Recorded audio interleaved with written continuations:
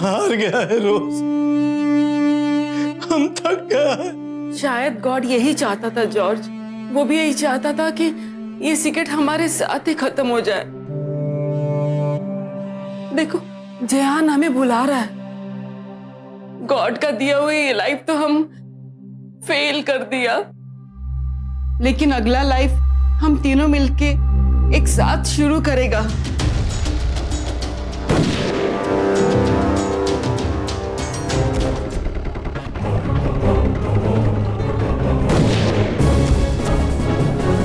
मुंबई के एक बुजुर्ग दंपत्ति ने अचानक ही खुदकुशी कर ली। खुदकुशी, आत्महत्या कहना आसान है, और जरा एक मिनट रुक कर सोचिए किसी की जिंदगी पर क्या बीत रही होगी कि वो ऐसा घिनौना कदम उठा ले। मुंबई को उम्मीदों और सपनों का शहर कहा जाता है। जिस तरफ भी नजर उठा के देखें एक भीड़ दिखाई देती है। नेशनल क्राइम रिकॉर्ड्स ब्यूरो के रिसर्च में शहर में सुसाइड्स के नंबर्स के हिसाब से मुंबई हमारे देश में तीसरे नंबर पर है। क्या इस बुजुर्ग दंपत्ति की जिंदगी सचमुच इतनी नाउम्मीद हो गई थी कि उन्होंने मौत को गले लगा लिया, या कोई उन्हें तंग कर रहा था, उन्हें दबा रहा था कि वो ऐसा कदम उठा लें? सच जानने के लिए आइए देखें मुंबई मेट्रो में घटी ये सच्ची घटना। ऐसा आदमी था जिसका इस घर में काफी आना जाना था, या फिर इन दोनों की मौत से पहले आपने किसी को घर के अंदर जाते या बाहर आते हुए देखा हो? नहीं सर, जहां तक मुझे अंदाजा है ऐसा कोई भी ना आता था ना जाता था।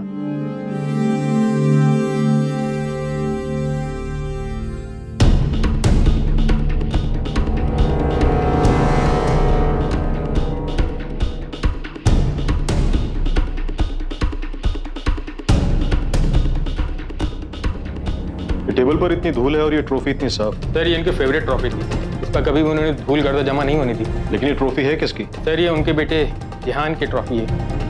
1 साल पहले बहुत ही कम उम्र में उसकी डेथ हो गई सर, और इस सदमे से अंकल और आंटी दोनों शॉक में आ गए। लेकिन सर 1 साल पहले जब घर वापस आया था तो अचानक हम लोगों को पता चला कि उसकी डेथ हो गई।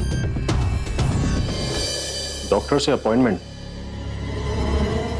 मिस्टर सिंह, ये जिहान की मौत के बाद इस घर में कोई बीमार था क्या? सर जैसे मैंने आपको बताया, अंकल हमेशा पार्क में जाते थे वॉक करने के लिए, मगर अपने बेटे जिहान के डेथ के बाद थोड़ा सा बिहेवियर में उनके अजीब से चिड़चिड़ापन आ गए थे, वियर्ड हो गए थे वो। सोसाइटी में भी वो किसी से बात नहीं करते थे और हमेशा हम लोगों को देख के आग चुरा लेते थे। एंटी डिप्रेशन पिल्स, इसका मतलब है कि डॉक्टर जो कोई भी है कोई साइकाट्रिस्ट है। पांडे, एक काम करो कि पिल्स को लेके जाओ, लैब में इसको चेक कराओ और पता करो डॉक्टर कौन है। सर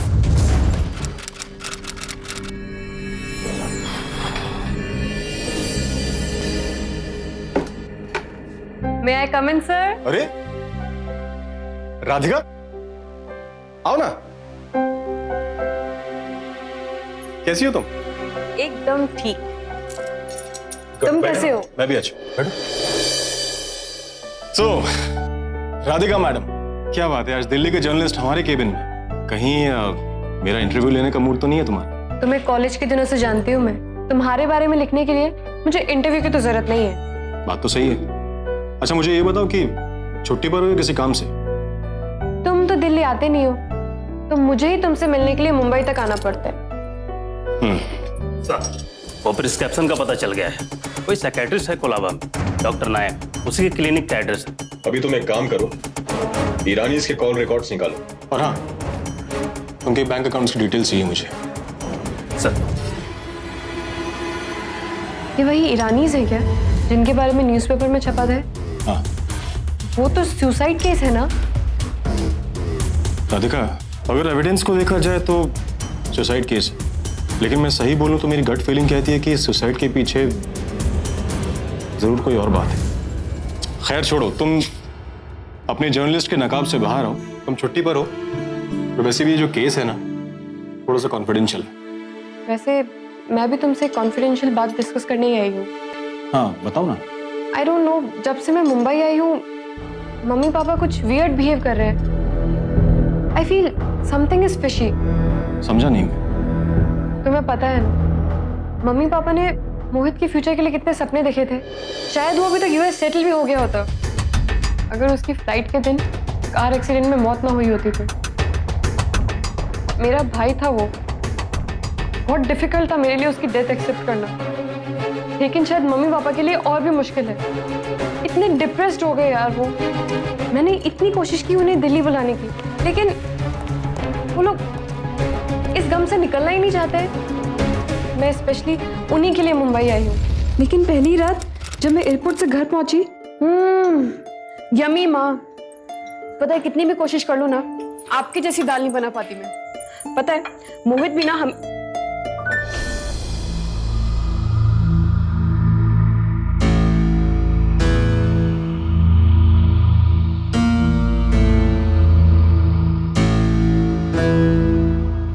उसकी खाली कुर्सी काटने को दौड़ती है।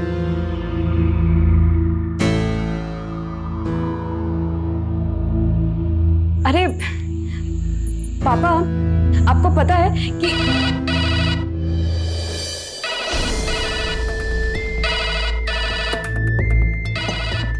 लैंडलाइन हमें भी चल रहा है। मैं देख कर आती हूँ।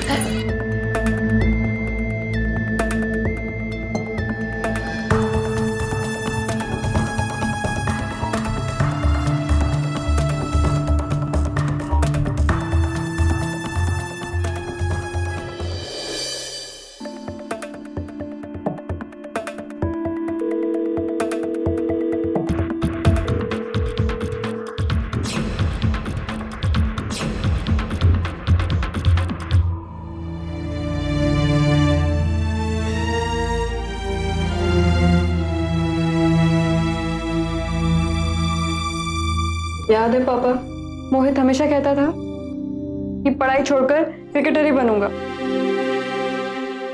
और ये बैट आपने उसके 18th बर्थडे पर दिया था ना। पर कितना इम्पेशेंट था वो, हर चीज में जल्दीबाजी। यूएस जाने के लिए भी इतनी जल्दी थी उसे, शायद इतनी सी जिंदगी मिली थी ना उसे, इसलिए हर सपने जल्दी जल्दी पूरे करना चाहता था।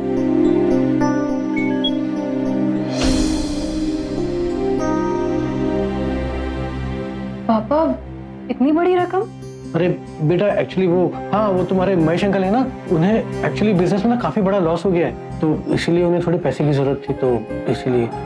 वैसे बेटा काफी रात हो गई है, तुम भी थकी होगी, तो अब आके आराम कर लो बेटा। पापा।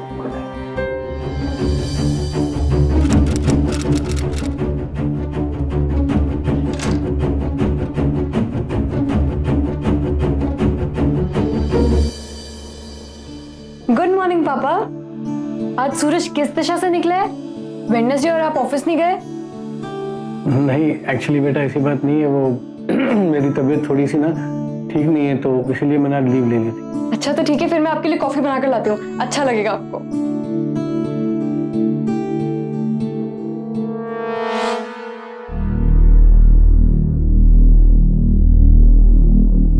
पता नहीं शेखर, मैं जो सोच रही हूँ वो सिर्फ मेरा वहम है या फिर सच में मम्मी पापा के इस वियर्ड बिहेवियर के पीछे कोई रीजन है।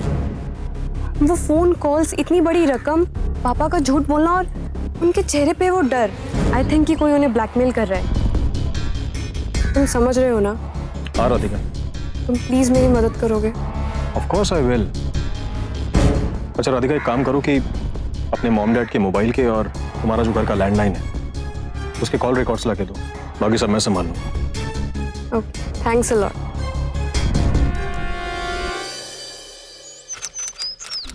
सर, बड़ी हैरानी की बात है, पिछले 6-7 महीने से मिस्टर ईरानी के मोबाइल पे ना कोई कॉल आया है, ना ही उन्होंने किसी को कॉल किया है। बट सर, सिर्फ एक नंबर है जिस पे उन्होंने रेगुलरली कॉल किया है, ऊपर से सर सिर्फ मिस कॉल है। ये नंबर किसका है, पता चला कुछ? हाँ सर, किसी शाहिद नाम के आदमी का है, उसके सिम कार्ड का रजिस्ट्रेशन फॉर्म है सर, एक बात और है जो काफी अजीब है। पिछले कुछ वक्त से मिस्टर ईरानी अपनी कंपनी के अकाउंट से बड़ी बड़ी रकम अपने पर्सनल अकाउंट में ट्रांसफर कर रहे थे, बट सर उन्होंने वो पैसा कहीं पे खर्च नहीं किया है। इनफैक्ट पूरी की पूरी रकम उन्होंने किसी दूसरे अकाउंट में ट्रांसफर की है। पांडे सर, अगर ये कोई बिजनेस डील है तो जाहिर सी बात है कि कोई अपने पर्सनल अकाउंट से तो किसी को पेमेंट नहीं करेगा, तो फिर ये इतने पैसे दे किसको रहे थे? तुम एक काम करो, पता लगाओ ये बैंक अकाउंट है किसका। और हाँ, दूसरी बात, ये शाहिद के बारे में सारी इन्फॉर्मेशन निकाल। Yes sir. सर मैंने ईरानी के साइकियाट्रिस्ट को इन्फॉर्म कर दिया है, वो आपसे मिलने के लिए तैयार है। ठीक है सर।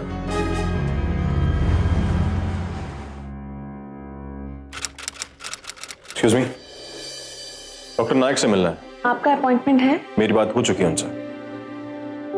ओह या उन्होंने बताया था आपके बारे में, मैं अभी उन्हें बता देती हूँ।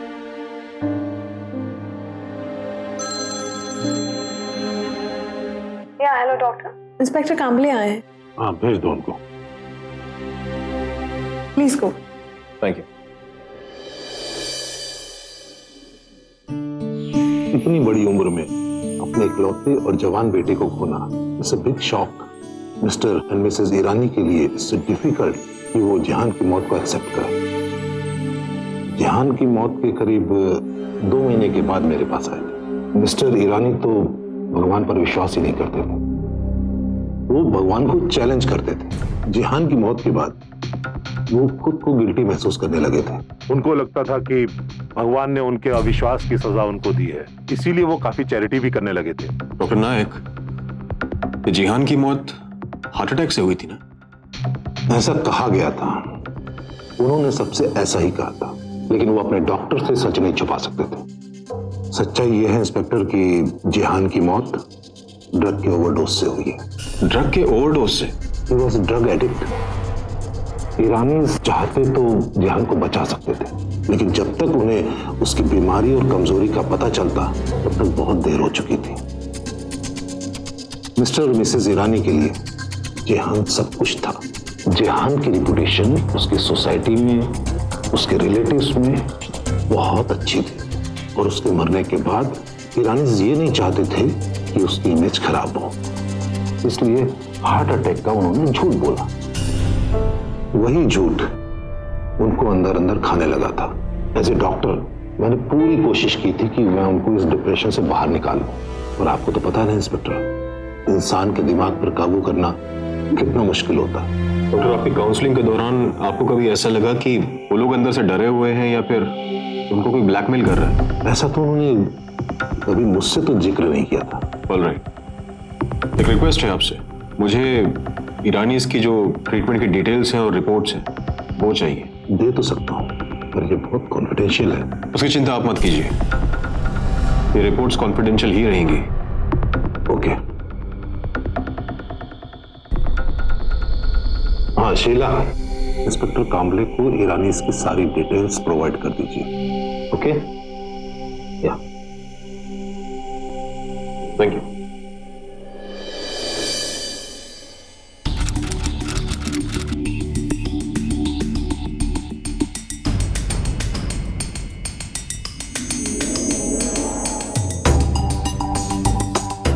सर। हाँ पांडे। सर वो सिम कार्ड का पता चल गया है, उसकी आईडी और फोटोग्राफ्स दोनों अलग अलग आदमी के थे। सर कोई जरूर फेक प्रूफ देकर ये नंबर यूज कर रहा है, और सर ये नंबर पिछले 10 दिनों से बंद है। जैसे ही ये नंबर ऑन होगा हम उसकी लोकेशन ट्रैक कर लेंगे सर। फेक सिम, इसका मतलब है कि बहुत बड़ी गड़बड़ है। वो बैंक अकाउंट का डिटेल निकाला क्या? यस सर, वो अकाउंट HMDB बैंक के किसी विक्रम कपूर का है, लेकिन ब्रांच मुंबई नहीं दिल्ली की है सर।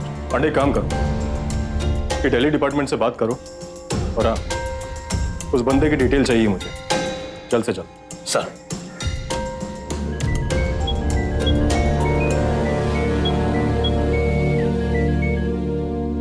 हाँ राधिका। हाय शेखर, क्या तुम अभी प्लीज मुझसे मिल सकते हो? ठीक है, आता हूँ। Okay bye. इंस्पेक्टर कांबले को शक था ईरानी की सुसाइड एक आम सुसाइड का केस नहीं है, और उसका हर बढ़ता कदम, मिला हुआ हर सुराग उनके शक को यकीन की ओर लेकर जा रहा है। इसी बीच कांबले की मुलाकात राधिका से हुई। राधिका कांबले की कॉलेज की दोस्त थी। राधिका को लग रहा था कि कोई उसके माँ बाप को ब्लैकमेल कर रहा है। जहां एक तरफ जिहान की मौत उसके माँ बाप की मौत का कारण बन सकती है, वहां दूसरी तरफ उनका बार बार किसी अननोन नंबर पर मिस्ड कॉल देना और किसी के अकाउंट में अमाउंट ट्रांसफर करते रहना इस केस को उलझा रहा था। शेखर, बात अब हाथ से निकल रही है। मैंने पापा को लॉयर से बात करते हुए सुना, वो अपनी जमीन को बेचने की बात कर रहे थे। आई डोंट नो, ऐसी क्या बात आ गई पैसों की कि वो जमीन को बेचना चाहते हैं? राधिका, वो फोन रिकॉर्ड्स निकलवाए तुमने? हाँ, दिखाओ। एक सेकंड। ये रहे फोन रिकॉर्ड जो कि सिर्फ बिजनेस रिलेटेड है, बट एक नंबर है जिससे बार बार कॉल किया गया है और वो कॉल कभी कनेक्ट नहीं हुआ। कौन सा? ये नंबर। ये तो वही नंबर है जिस पर मिस्टर ईरानी ने मिस्ड कॉल दी थी। How is it possible? Radhika, तुम एक काम करो, तुम्हें अपने मॉम डैड पे नजर रखनी होगी। वो कहाँ जाते हैं, किससे मिलते हैं, क्या करते हैं? अच्छा, मुझे एक चीज बताओ, क्या मैं तुम्हारे मॉम डैड से मिल सकता हूँ? या श्योर। एक काम करो, कल तुम डिनर पे आ जाओ, मैं तभी उनसे तुम्हें मिलवा देती हूँ। अच्छा। सर, इंस्पेक्टर शर्मा, दिल्ली के राजौरी गार्डन से। दो। Good morning inspector Sharma. Good morning inspector Kamle. जो अकाउंट नंबर आपके डिपार्टमेंट ने प्रोवाइड किया है वो मिस्टर विक्रम कपूर का ही है। मैं उन्हें अच्छी तरह से जानता हूँ, उनका रिकॉर्ड बिल्कुल साफ है। मिस्टर शर्मा, हमें शक है कि उनके अकाउंट में जितना भी पैसा ट्रांसफर होता है वो सब ब्लैकमेलिंग का है। ये बात बहुत अजीब सी लगती है। मिस्टर कपूर बहुत बड़े उद्योगपति के बेटे हैं, उनके नाम से करोड़ों की प्रॉपर्टी है। वो चंद लाख रुपए के लिए किसी को क्यों ब्लैकमेल करेंगे? हाँ, 6 महीने पहले उनका पर्स चोरी हो गया था और उसकी FIR हमारे यहाँ दर्ज हो गई है। हाँ, मुझे लगता है कि वो किसी फ्रॉड इंसान का काम है। ठीक है mister Sharma, thank you so much. Pandey sir, मुझे लगता है कि सिम की तरह अकाउंट भी जाली। एक काम करो, इस अकाउंट को फटाफट से सील कराओ और पता लगाओ ये सिम की लोकेशन क्या है। सर,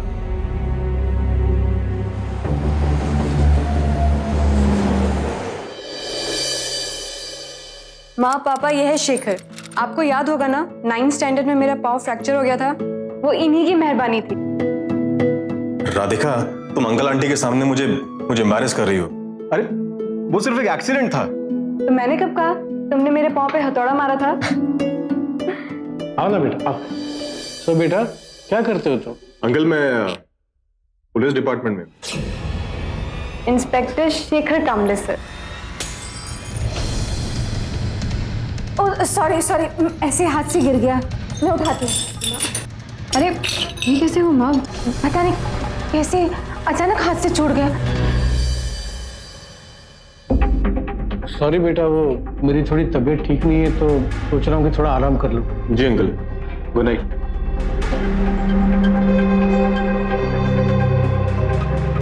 माँ मैं भी आती हूँ। आंटी, अंकल मुझे थोड़ा परेशान लग रहे थे। राधिका भी बता रही थी कि अंकल आजकल थोड़े टेंस रहते हैं। आंटी, अगर कोई भी बात है तो आप मुझे बता सकती हैं। बेटा उनकी तबीयत ठीक नहीं रहती है ना, इसीलिए। बाकी सब ठीक है। आई होप सब ठीक ही हो। तो बेटा नहीं आंटी, मैं करता हूँ। आंटी, ये प्लेट कहाँ पे? वहाँ पर है। ओके।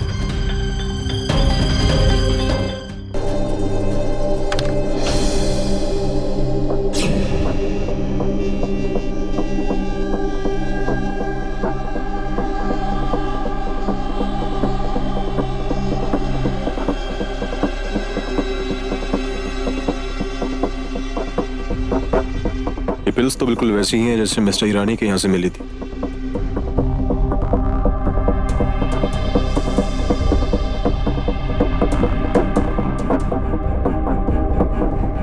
पांडे, आधे घंटे में मुझे पुलिस स्टेशन में मिलो।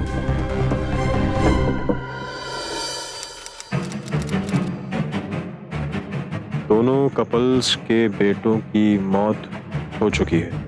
दोनों विक्टिम्स ने एक ही अकाउंट में पैसा ट्रांसफर किया।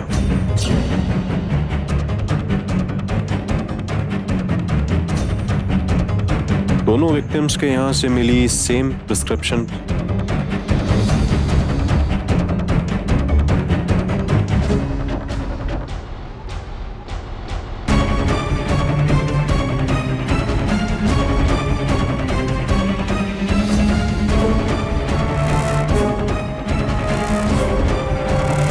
दोनों विक्टिम्स एक ही साइकेट्रिस्ट से ट्रीटमेंट ले रहे थे, डॉक्टर नायक।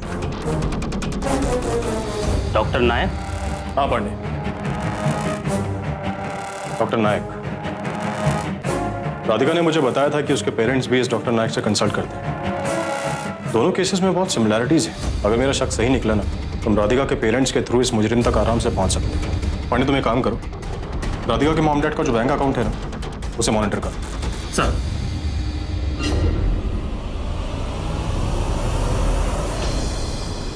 ईरानीज और राधिका के पेरेंट्स के बीच में 2 कॉमन बातें थी।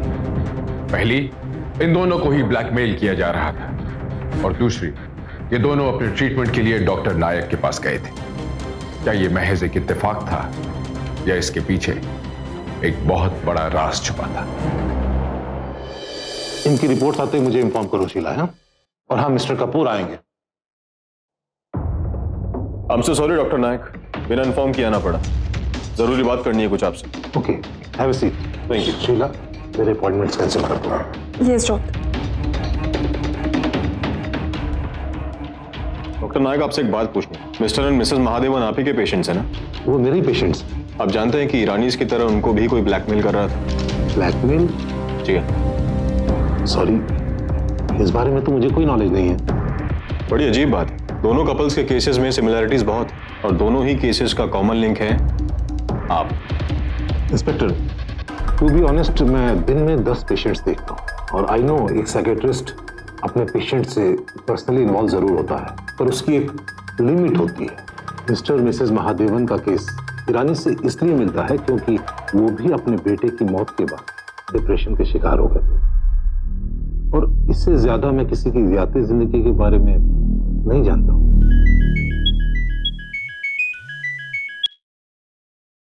हाँ पांडे, सर सिम कार्ड का लोकेशन ट्रैक हो गया है। करंट लोकेशन मलाड एरिया है सर। मैं आता हूँ। Yes sir. Excuse me doctor, अभी मुझे जाना होगा, लेकिन मैं फिर से आपको याद करूंगा। Any time.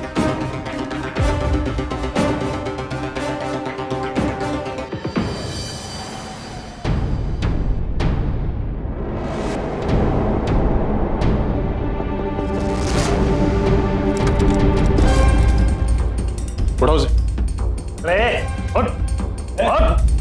पांडे, फोन उठाओ।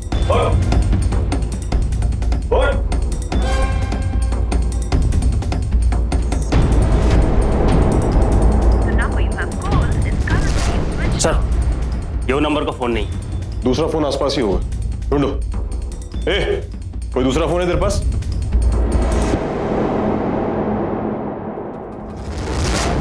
सर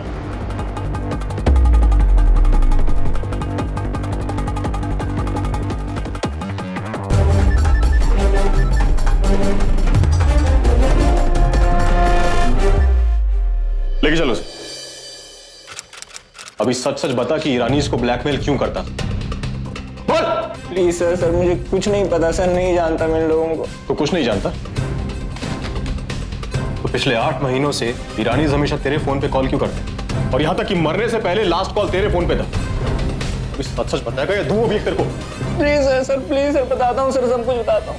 मेरे डैड स्कूल के टीचर हैं, वो मुझे ज्यादा पॉकेट मनी नहीं देते थे।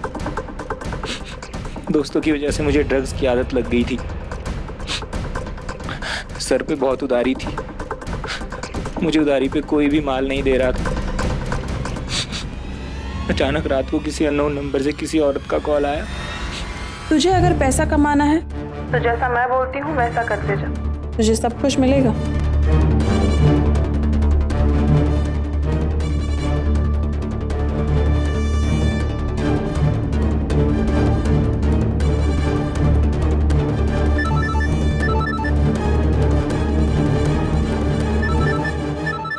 जैसे ही तुझे उस मोबाइल पर कोई मिस कॉल मिलेगी, उसके 1 घंटे के अंदर अंदर पूरी की पूरी रकम निकालनी होगी। ये जो पैसे तेरे पास हैं, तुझे मेरे बताए हुए पते तक पहुंचाना होगा। बदले में जितनी रकम होगी उसका 10% तेरा। हाँ ओके सर, मैं सिर्फ उतना ही करता था सर जितना कहा जाता था, पर मैं ये सब नहीं करना चाहता था सर, लेकिन मेरी लत ने मुझे मजबूर कर दिया था। मुझे नहीं पता था कि सबसे किसी की जान भी जा सकती है। एक बात बता, इस औरत को देखा है तूने? नहीं सर, वो हमेशा फोन पे बात करती। और उसका नंबर? वो तो होगा ना तेरे पास? नहीं सर, वो हमेशा अलग अलग बूथ से फोन करती थी सर। इतनी आसानी से बच नहीं सकती वो, कहीं तो होगी। कोई तो सुराग छोड़ा होगा उसने। सर मुझे कुछ याद आया सर। सर वो एक बार आई थी सर मुझसे मिलने। पैसे कहाँ हैं? बहुत अंधेरा था सर, वो मेरे दरवाजे पर खड़ी थी, उसको लगा मैंने जानबूझकर पैसे नहीं पहुंचाए और वो मुझे धमकी देकर चली गई कि दोबारा ऐसा किया ना तो ड्रग्स के मामले में फंसा दूंगी मैं, और तुम्हें ही नहीं, तुम्हारी पूरी फैमिली को भी, समझे? कुछ तो देखा होगा तूने, उसका चेहरा तो याद होगा तुझे। नहीं सर, मैं बहुत नशे में था सर, मुझे कुछ ठीक से दिखाई नहीं दे रहा था। इतना सब कुछ हो गया तुझे इतनी सी भी बात याद नहीं।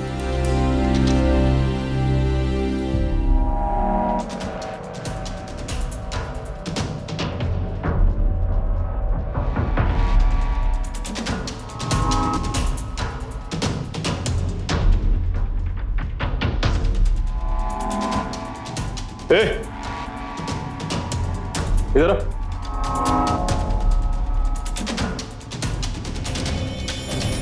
किसी डॉक्टर नायक को जानता है क्या?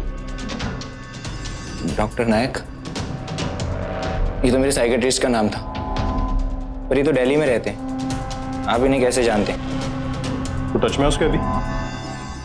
बहुत टाइम हो गया, करीब 1 साल पहले मेरे मॉम डैड को पता चल गया था कि मैं अपने दोस्तों के साथ ड्रग्स लेता हूँ, तो मुझे इनके पास काउंसलिंग के लिए लेके गए थे। मेरे दोस्तों से दूर मुंबई जाने का सजेशन भी उन्होंने उन्हें दिया था। तो जब से मुंबई आया हूँ मेरी उनसे बात नहीं होती।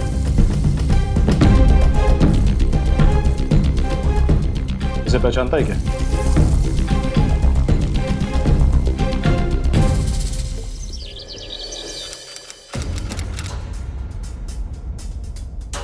पांडे, मेरा शक पूरी तरह से यकीन में बदल चुका है। हमें इस केस को कोर्ट में प्रूव करने के लिए एविडेंस चाहिए होगा। हमें साबित करना होगा कि किस तरह से राधिका के माँ बाप और ईरानी को फंसाया गया है। इस केस का आखिरी पड़ाव पूरा करने का वक्त आ गया पांडे। इंस्पेक्टर कांबले डॉक्टर नायक का खेल पूरी तरह से समझ चुके थे, पर कानून का काम सिर्फ मुजरिम तक पहुंचना नहीं होता। कानून का काम मुजरिम को सजा तक पहुंचाना होता है। कोर्ट में डॉक्टर नायक को सजा दिलवाने के लिए सबूत और गवाह की जरूरत थी, और जिस शातिर तरीके से डॉक्टर नायक ने अपने जुर्म को अंजाम दिया था, उनके खिलाफ सबूत ढूंढना किसी भूसे के ढेर में एक सुई ढूंढने के बराबर था। जब राधिका ने मुझे बताया तो मैं समझ गया कि ये केस बिल्कुल वैसा ही है जैसा मिस्टर और मिसेस ईरानी का केस था। इसलिए मैंने राधिका को आपकी एक्टिविटीज पे नजर रखने के लिए कहा। ट्रस्ट में, मैं सिर्फ आपकी मदद करना चाहता हूँ, बस। वो फोन नंबर जिस पर आप हमेशा मिस कॉल देते हैं और वो बैंक अकाउंट जिसमें हमेशा पैसे ट्रांसफर करते हैं, उन सब के बारे में बहुत अच्छे से जानता हूँ मैं सिर्फ इतना चाहता हूँ कि आप इस केस को सॉल्व करने के लिए मेरी मदद करें, प्लीज। अब बताइए कि इस कहानी की शुरुआत हुई कहाँ से थी? प्लीज पापा, माँ शेखर हमारी मदद करना चाहता है, आप उसे सब कुछ सच बता दीजिए, डरिए मत, नहीं तो ना जाने कितने और लोगों की जाने जाएंगी।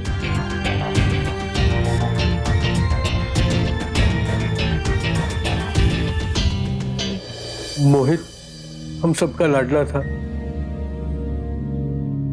बहुत जिद्दी था वो। अचानक एक दिन उसने यूएस जाकर एमबीए करने की रट लगा। हर बाप की तरह मैं भी अपने बेटे के सारे अरमान पूरे करने चाहता था, लेकिन शायद मैं उसके प्यार में कुछ ज्यादा ही अंधा हो गया था, और इसीलिए मैंने अपनी कंपनी के अकाउंट्स में हेरा फेरी कर उसके लिए यूएस जाने का सारा इंतजाम कर दिया। सब कुछ ठीक था, हम सब बहुत खुश थे उसके लिए, लेकिन एयरपोर्ट पहुंचने से पहले ही उसकी कार का एक्सीडेंट हो गया।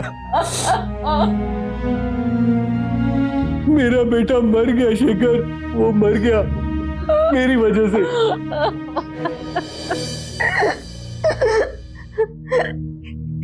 इंस्पेक्टर साहब, हमने वो पैसा तो वापस करना भी चाहा था, लेकिन अपनी चोरी को सबके सामने लाने की हिम्मत ही नहीं जुटा पाए। और फिर एक दिन इनके मोबाइल पर किसी ने मैसेज दिया और उसने कहा कि वो हमारी चोरी के बारे में सब कुछ जानता है। और अगर हमने उसकी बात नहीं मानी तो वो सारी दुनिया के सामने हमें चोर साबित कर देगा। अच्छा अंकल, वो आदमी कौन था जिसे आपकी चोरी के बारे में पता था? नहीं, उस तीसरे इंसान के अलावा और कोई नहीं जानता। अंकल याद कीजिए, कोई तो ऐसा इंसान होगा जिसको आपने इसके बारे में बताया हो। हाँ, हमारे साइकियाट्रिस्ट डॉक्टर नायक, वो जानते हैं इसके बारे में। दैट्स ऑल अंकल, मुझे बस यही सुनना था। लेकिन आपको कैसे पता चला कि रोहन को पुलिस पकड़ के ले गई?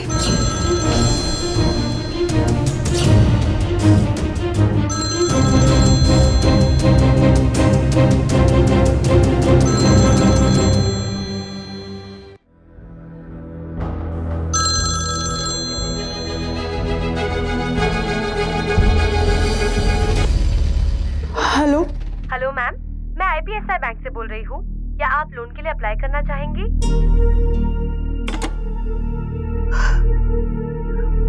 माय गॉड, डर के मारे तो मेरी जान ही निकल रही थी। संजीव, हम कब तक ऐसे डर डर के जीते रहेंगे? मैंने कहा था उस रोहन को रास्ते से हटा देते। अब अगर उसने पुलिस के सामने मुंह खोल दिया तो? इतना भी बड़ा मुंह खोलेगा ना, हमारी एक उंगली नहीं पकड़ सकता वो इंस्पेक्टर। और उस बच्चे को पता ही क्या है जो वो उनको बताएगा? उसने आज तक हम लोगों को देखा तक नहीं है। संजीव, भूलो मत, मैं एक बार जा चुकी हूँ उसके पास पैसे लेने, और अगर उसको मेरा चेहरा याद हुआ तो? डोंट ब्लेम मी शीला, मैंने तुमको कितनी बार मना किया। अब फंसोगी ना तो तुम ही फंसोगी। संजीव, ये मजाक का वक्त नहीं है। अरे मजाक ही तो समझेंगे लोग।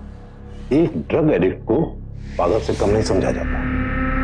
और एक पागल मुझ जैसे रिप्यूटेड डॉक्टर के ऊपर उंगली उठाए तो लोग क्या यकीन करेंगे? ये फालतू का टेंशन लेना छोड़ दो। और हाँ, अगले 10 दिन के सारे अपॉइंटमेंट्स कैंसिल करो। 10 दिन के लिए? पर क्यों? क्योंकि हम अगले 10 दिन अपनी गर्लफ्रेंड के साथ लॉन्ग वेकेशन पे जा रहे हैं। वेकेशन? अब तुम जल्दी से सामान पैक करो, मैं बस मार्केट जाके 1 घंटे में तुम्हें मैं पिकअप करता हूं। ओके।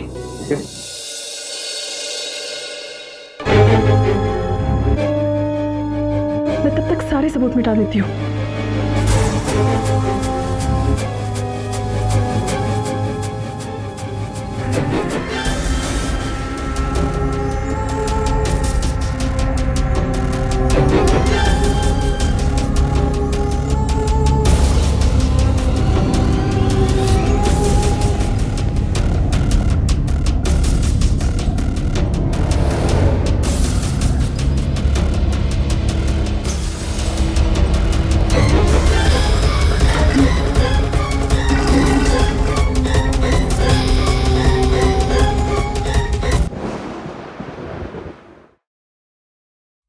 मैडम, ये सामान जहां भी लेके जा रही है कोई जरूरत नहीं है, क्योंकि जहां मैं आपको भेजने वाला हूं ना, वहां पर सिर्फ यूनिफॉर्म चलती है। लेके चलो।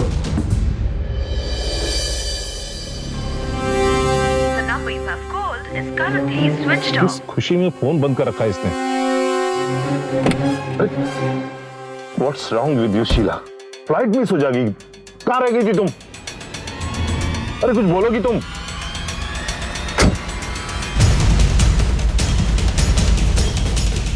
अभी उड़ने का नहीं, जमीन पर उतरने का वक्त आ गया डॉक्टर नायक।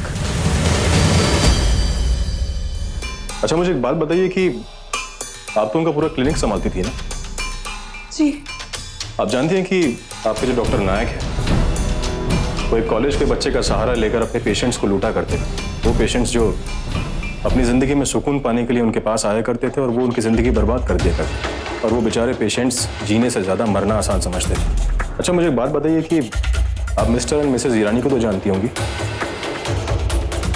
आपके डॉक्टर ने उनका ऐसा इलाज किया कि उन्होंने अपनी जान ले ली। लेकिन ठीक है, अगर डॉक्टर नायक ने कुछ बुरा किया है तो उसके साथ कुछ अच्छा भी किया है। मिस्टर महादेवन, जिन्होंने अपनी कंपनी में फ्रॉड किया था वो पकड़े गए। अब उनको उनकी किए की सजा जरूर मिलेगी। हाँ, उनके साथ तो यही सही था। दोनों हस्बैंड वाइफ फ्रॉड जो थे।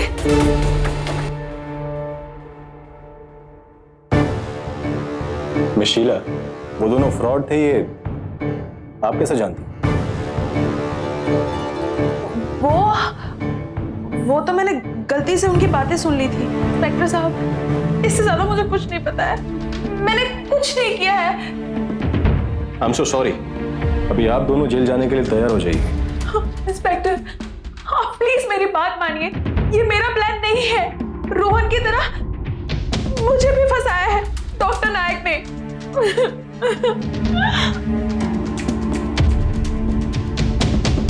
Doctor Nayak, your game is over. Rohan ने आपके सारे कच्चे चिट्ठे हमारे सामने खोल के रख दिए। क्या सबूत है इंस्पेक्टर साहब आपके पास कि मैंने ये सब किया? और कौन मानेगा उस लड़के की गवाही को? मैं ना चुटकी में उसे पागल साबित कर सकता हूँ। एंड डोंट फॉरगेट इट, वो जो है ना ड्रग एडिक्ट। 2 प्लेयर हैं आपके पास, मिस्टर एंड मिसेस महादेवन, लेकिन वो भी मेरे खिलाफ गवाही नहीं दे सकते, क्योंकि अगर मैं पकड़ा गया तो वो भी जेल जाने से बच नहीं पाएंगे। मिस्टर नायक, सारी गलतफहमी अगर यहीं दूर हो जाए तो बेहतर होगा, आपकी भी और हमारी भी। पांडे, लेकर आओ।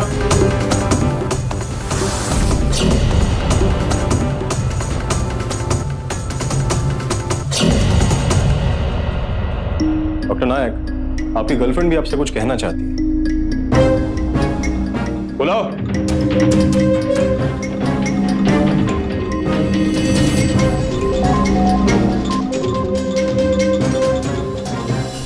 बोलना स्टार्ट करेंगे आप?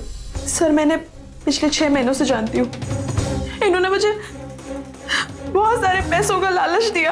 काम आसान था, इसलिए मैंने हाँ कर दिया। मुझे बस एक मिस्ड कॉल देनी होती थी 4 अंक की।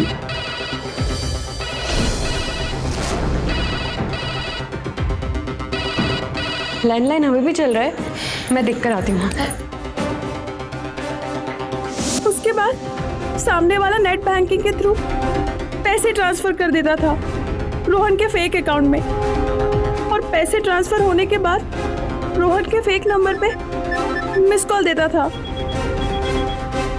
और उसके बाद रोहन हमारे बताए हुए जगह पे पैसे ड्रॉप कर देता था। ये वैसे भी कई सालों से दिल्ली में रैकेट चला रहे थे। पकड़े जाने के डर से इन्होंने दिल्ली से मुंबई अपना बेस बना लिया। रोहन इनका पेशेंट था, ड्रग एडिक्ट था वो, और ये बात ये जानते थे कि वो ड्रग के लिए कुछ भी कर सकता है, इसलिए इन्होंने उसका इस्तेमाल किया। Mister Nayak, I am sure कि इतना कुछ सुनने के बाद आपके पास बोलने के लिए कुछ होगा नहीं।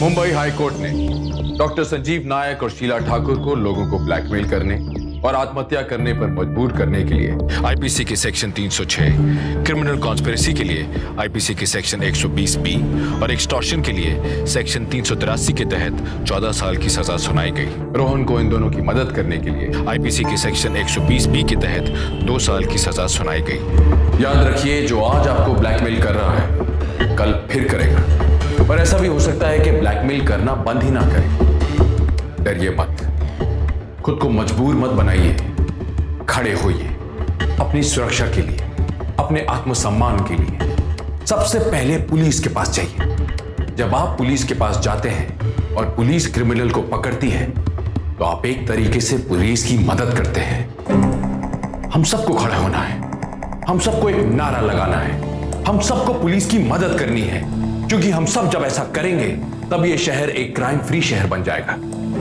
दोस्तों, हम ऐसा कर सकते हैं। हम आज करेंगे, हम अभी करेंगे, क्योंकि अभी नहीं तो कभी नहीं। इसी नारे और उम्मीद के साथ गौरव चोपड़ा को दीजिए इजाजत। फिर लौटूंगा एक और कहानी लेकर, जहां मुंबई क्राइम से लड़ेगी।